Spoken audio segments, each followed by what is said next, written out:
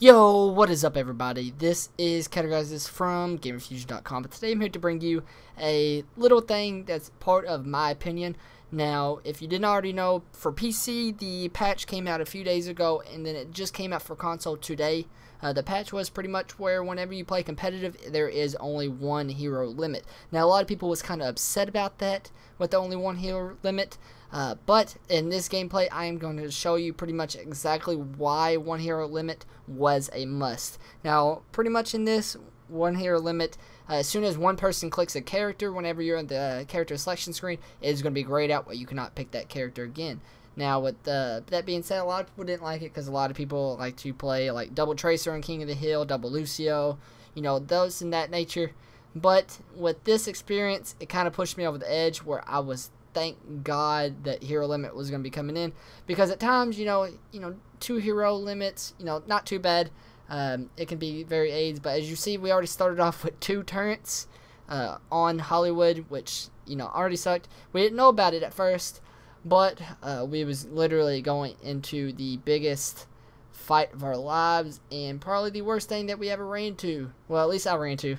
Well, I don't know about that.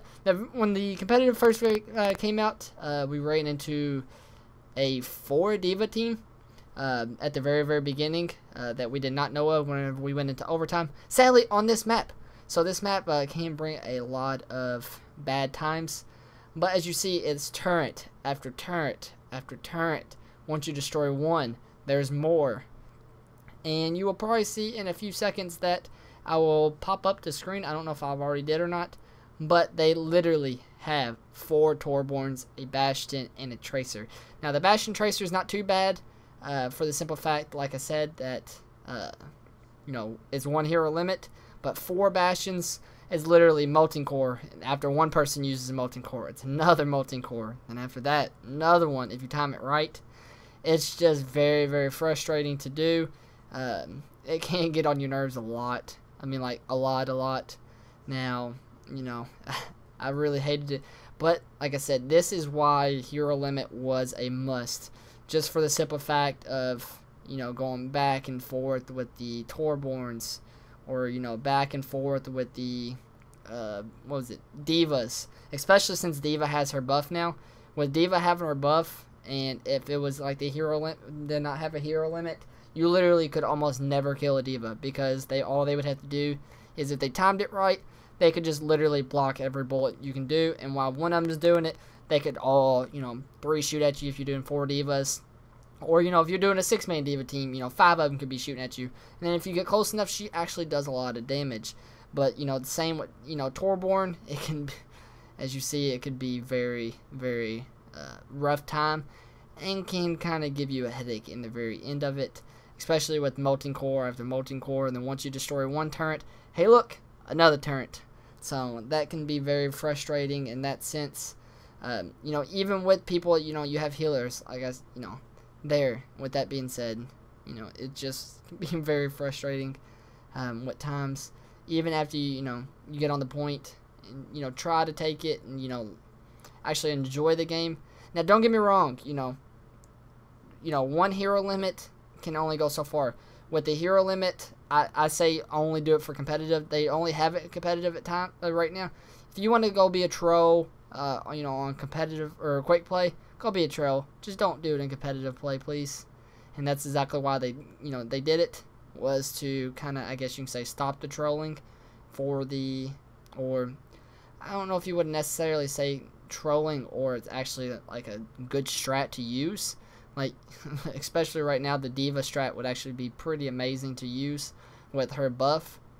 But as you see, we're just wrecking these turrets back to back. It does gain your ult very fastly, though. Like, you can get your ult back pretty crazy fast. With that being said, but it's not worth it. It's not worth the struggle on fighting 4 Torbjorns, a Tracer, and a Bastion, or 5 divas, just crazy stuff like that. It's not worth, getting your ult that fast over or anything along those lines. So I am glad and thanking God that they did implement there you go, I actually said the word right, the one hero, and that's pretty much exactly why, is because of right here. And as you see at the very end, it's literally molten core after molten core after molten core. That's literally all you hear if you actually had the gameplay. If you had the gameplay, that's literally all you would hear is molten core, molten core, molten core, because there is so many people that just running around doing it. So that's amazing with the hero limit, you know, stopping that. But, you know, I did enjoy the game at least. The Bastion kind of was, you know, not very good. So we're glad about that. But, you know, also if they had a Symmetra, that'd be even worse. If they had a Symmetra and the Torborns just keep coming in and in and in non-stop, molten core, that would suck. So at least they didn't have that. But like I said, this is exactly why the hero limit was needed for at least competitive play. For competitive play, this is exactly why. You can see my awesome Bastion skills, even though it didn't show the people in the kill cam, which was kind of upsetting. I wish they would fix that.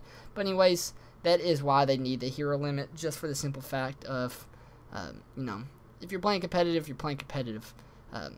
Go to quick play if you don't want that. So that's why they implemented it and was much needed. So anyways, I hope you did enjoy this video. Please like, comment, subscribe, and I hope to see you next time.